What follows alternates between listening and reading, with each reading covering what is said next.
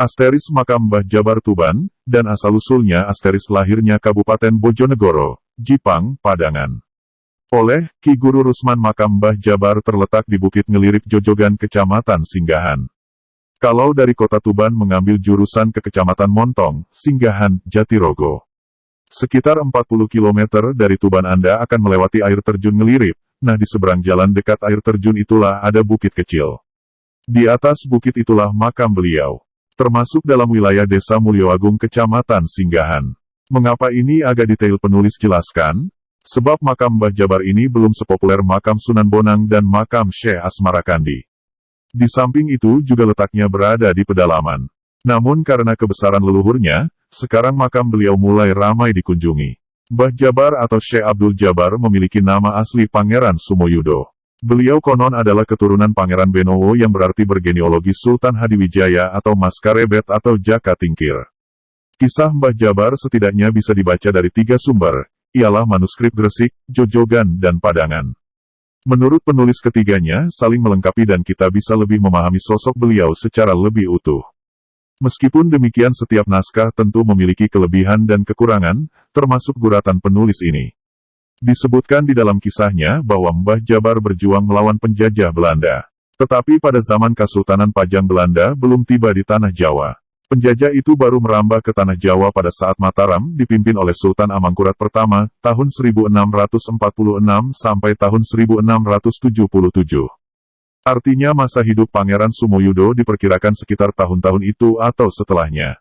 Sedangkan Pangeran Benowo sendiri hidup pada sekitar pertengahan kedua abad ke-16, yaitu seusia dengan saudara angkatnya Danang Sutawijaya atau Panembahan Senopati.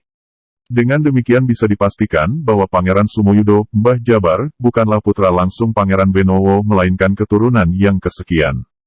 Jika mengacu pada urutan Raja Mataram, Sultan Amangkurat I, putra dari Sultan Agung, putra dari Sultan Hanyokrowati, putra dari Panembahan Senopati. Berdasarkan urutan itu bisa diperkirakan bahwa Mbah Jabar adalah keturunan ketiga atau keempat dari Pangeran Benowo alias kelima dari Sultan Pajang.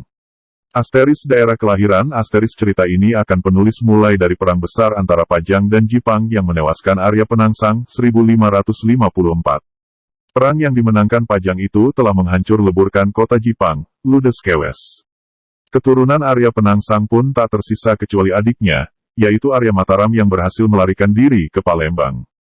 Pangeran Benawa sebagai putra Raja Pajang kemudian ditugaskan untuk memimpin Jipang, dan menggeser sedikit pusat kadipaten ke arah barat, yaitu ke wilayah Panolan. Sejak saat itu Kadipaten Jipang terkenal dengan nama Kadipaten Jipang Panolan. Sekarang Panolan menjadi nama desa di Kecamatan Kedung Tuban Kabupaten Blora, sedangkan Jipang adalah desa di Kecamatan Cepu. Di dekat situ juga ada desa Ngeloram yang sekarang memiliki tempat parkir pesawat terbang. Konon desa ini pada abad ke-11 juga pernah menghentakkan percaturan sejarah dengan peristiwa yang disebut tragedi Mahapralaya 1017. Menewaskan Prabu Darmawangsa Teguh mertua Airlangga. Pangeran Benawa di Jipang Panolan memperistri Garwa Selir yang kemudian menurunkan leluhur Pangeran Sumoyudo atau Syekh Abdul Jabar. Jadi bukan istri utama dari Pangeran Benawa, sebab istri yang pertama menetap di Pajang dan menurunkan Dyah Banowati. Dyah Banowati menjadi istri Sultan Hanyokrowati atau Mas Jolang, Raja kedua Mataram, dan menurunkan Pangeran Jatmika atau Raden Rangsang atau Sultan Agung. Jadi Sultan Agung itu tidak lain adalah cucu Pangeran Benawa dari jalur ibunya. Juga cucu Panembahan Senopati dari jalur ayahnya. Sedangkan Panembahan Senopati atau Sutawijaya dengan Pangeran Benawa merupakan saudara angkat. Pada saat terjadi perang besar antara Mataram dan Pajang yang menewaskan Sultan Hadiwijaya, 1582, Pajang kemudian dikuasai Arya Pangiri atas dukungan Sunan Kudus. Arya Pangiri adalah menantu Sultan Pajang atau adik ipar Pangeran Benawa yang menjadi adipati di Demak. Atas gugurnya ayahandanya itu Pangeran Benawa sama sekali tidak mendendam kepada kakak angkatnya.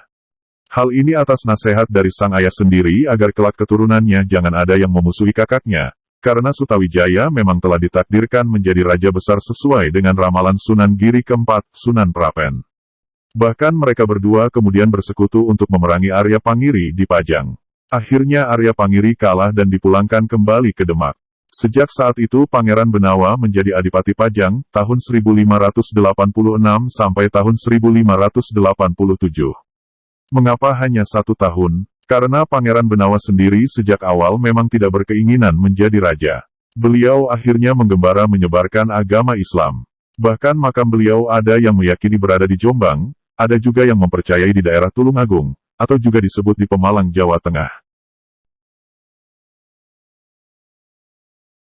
Kembali ke persoalan Jipang, ketika Pangeran Benawa menjadi adipati di Pajang, keluarga Jipang tetap menetap di Jipang. Sampai ketika Mataram berkuasa pasca Sultan Agung, konon penguasaan atas Jipang diserahkan kepada Ki Ageng Sukowati dan keturunannya. Ki Ageng Sukowati adalah tokoh yang dekat dengan penguasa Mataram dan berasal dari daerah Sragen. Kekuasaan dinasti Sukowati di Jipang berlangsung cukup lama dan Pangeran Benawa diperkirakan tidak kembali lagi ke Jipang. Namun para zuriyah beliau tetap mengabdi di bidang agama di daerah setempat. Alkisah, dinamika yang terjadi di Mataram bagaimanapun berpengaruh juga terhadap Jipang. Pergolakan demi pergolakan terjadi bahkan di antara keluarga mereka sendiri. Ketika Trunajaya atas dukungan Pangeran Anom kelak menjadi Amangkurat kedua, berhasil memenangkan pemberontakan 1677, berakhirlah pula penguasaan dinasti Sukowati di Jipang. Dan bersamaan dengan itu muncullah penguasa Jipang yang baru. Nama kadipaten berubah menjadi Kabupaten Jipang Padangan dan pusat pemerintahan dipindahkan ke Padangan. Kabupaten Jipang Padangan memiliki pimpinan yang baru, yakni Bupati Mas Tumapel, tahun 1677 sampai tahun 1705. Bupati inilah yang kemudian disahkan dan diakui sebagai Bupati pertama Bojonegoro.